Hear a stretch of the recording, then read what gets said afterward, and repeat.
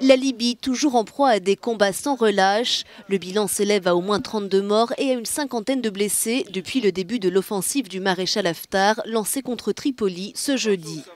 Une offensive terrestre à laquelle s'ajoutent des raids aériens visant la capitale libyenne sous contrôle du gouvernement d'union nationale qui domine la bande du littoral jusqu'à Sirte. Des civils figureraient parmi les victimes selon le GNA, reconnu par la communauté internationale. De violents combats ont été observés ce dimanche au sud de Tripoli, notamment à Wadi Rabi et dans la zone aéroportuaire. L'appel à une trêve de 2 heures pour évacuer les blessés et formulé par la mission de l'ONU n'a pas été entendu et le conflit pourrait s'inscrire dans la durée. Je ne doute pas de la détermination des troupes d'Haftar. Je suis plus dubitatif quant à leur capacité. Je ne sais pas s'ils sont à la hauteur. Je veux dire que s'ils ont pu s'emparer d'une grande partie du sud-ouest assez facilement, pour Tripoli en revanche, ils vont faire face à beaucoup de résistance. Il faut donc s'attendre à un long conflit.